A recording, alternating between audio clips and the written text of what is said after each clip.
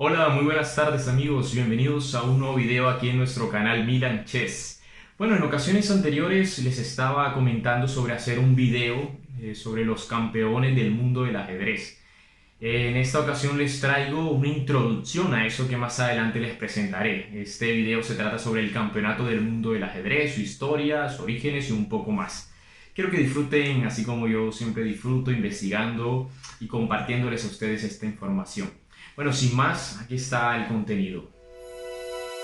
Campeonato del Mundo de Ajedrez. El Campeonato del Mundo de Ajedrez reconoce a los campeones mundiales de este deporte oficialmente desde el último cuarto del siglo XIX, cuando Wilhelm Steinitz se autoproclamó campeón del mundo. Tras sucesivos grandes campeones, entre los que destacan Emanuel Lasker, José Raúl Capablanca, Alexander Alekhine, Mikhail Botvinnik o Bobby Fischer, llegó una época de dominio de los ajedrecistas de la Unión Soviética, con Anatoly Karpov en los años 1970 y Garry Kasparov en los años 80 y 90, que mantendrían interesantes duelos por el título de campeón mundial. En 1993 se produce un cisma en el mundo del ajedrez cuando Kasparov se enfrentó a la Federación Internacional de Ajedrez FIDE, formando su propia asociación de jugadores y organizando un campeonato del mundo paralelo. Esta situación se prolongó hasta que en el año 2006 se produjo un enfrentamiento entre Vladimir Kramnik y Veselin Topalov, que persiguió reunificar el título mundial. Aunque este evento está abierto a todos los jugadores, existen otros campeonatos exclusivos para mujeres, Campeonato Mundial Femenino de Ajedrez para jugadores menores de 20 años, Campeonato Mundial Juvenil de Ajedrez o el Campeonato Mundial Senior de Ajedrez para hombres de más de 60 o mujeres de más de 50 años. Orígenes del título. Desde el Renacimiento se tiene constancia de grandes jugadores de ajedrez, algunos de los cuales se considera oficiosamente como campeones mundiales de ajedrez históricos. Así tenemos a Ruy López de Segura, ajedrecista español que en la segunda mitad del siglo XVI fue enviado por Felipe II a enfrentarse a los más poderosos jugadores de la época, que eran italianos, derrotándolos. Finalmente fue derrotado por Leonardo de Acutri en 1575, en lo que se suele considerar, aunque no de manera oficial, el primer campeonato del mundo de ajedrez. El primero en reclamar oficialmente el título fue Wilhelm Steinitz, quien tras derrotar en un encuentro a Adolf Anderssen en 1866 y vencer en el torneo de Londres en 1872, se autoproclamó campeón del mundo. Posteriormente afianzó su dominio venciendo en varias ediciones posteriores de ese mismo torneo, considerado el más fuerte del mundo. Aunque nadie reconoció aquel título, tampoco nadie se lo intentó discutir, hasta que en 1883 Johannes Zukertort, vencedor del torneo de Londres por delante del propio Steinitz, se atrevió a considerarse a su vez campeón del mundo. Inmediatamente se iniciaron las negociaciones de un encuentro para dirimir el disputado título.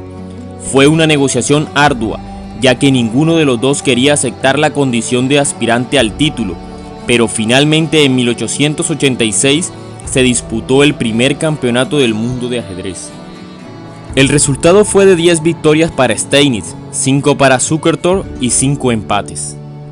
Desde la creación del título hasta la Segunda Guerra Mundial, no había organismo alguno que regulase el funcionamiento del campeonato del mundo. El título, que nació como una excentricidad de Steinitz, fue pasando entre las manos de los mejores ajedrecistas de la época, siendo casi siempre el campeón el que determinaba cuándo, cómo y con quién ponía el título en juego.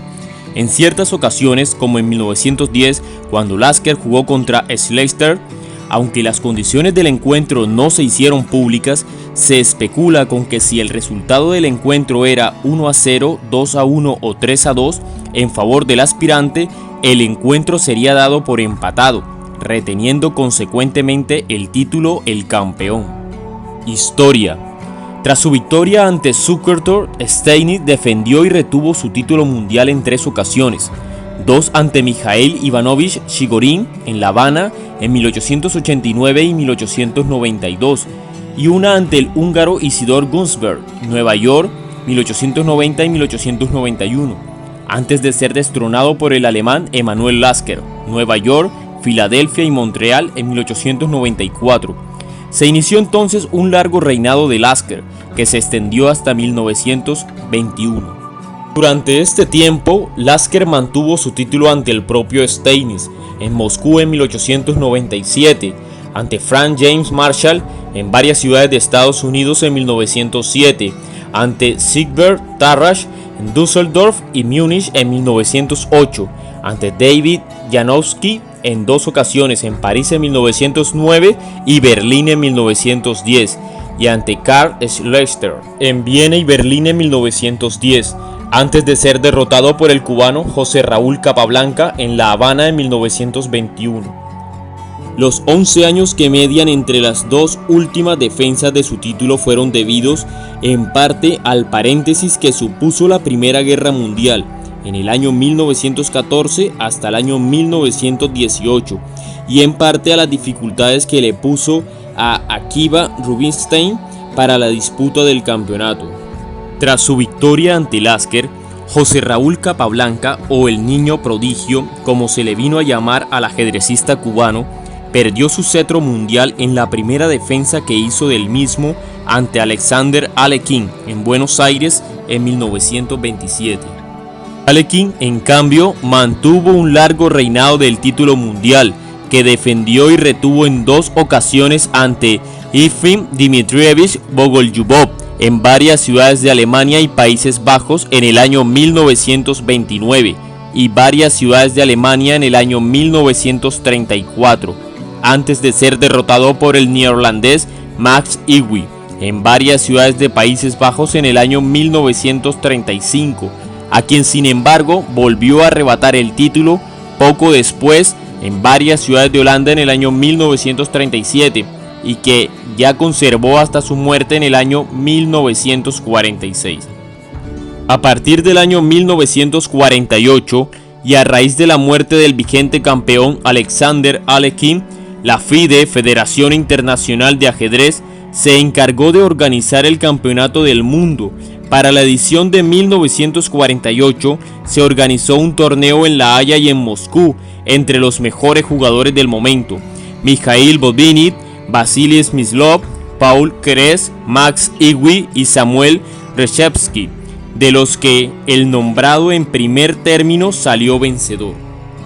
La siguiente época fue absolutamente dominada por la denominada escuela soviética, y con la excepción de la victoria de Bobby Fischer sobre Boris Spassky en el año 1972, los siguientes 50 años vieron exclusivamente campeones formados en dicha escuela.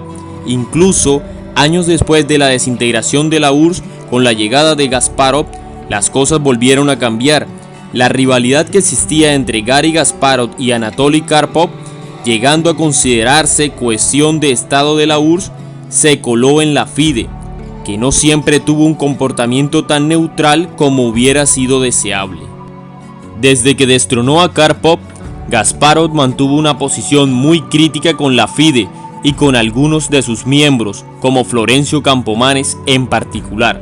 En el año 1993, Kasparov se apartó de la FIDE y organizó un campeonato del mundo paralelo bajo los auspicios de la recién creada Professional Chess Association (PCA), mientras que la FIDE llevaba a cabo su propia versión. Desde entonces, diversos esfuerzos se encaminaron hacia la reunificación del título en sus 2 variantes, algunos de ellos con la colaboración del propio Kasparov antes de su retiro en el año 2005. Dichos intentos fracasaron sistemáticamente por unos motivos o por otros, hasta el encuentro entre Vladimir Kramnik y Veselin Topalov, celebrado en el año 2006 y finalizado con la victoria del primero.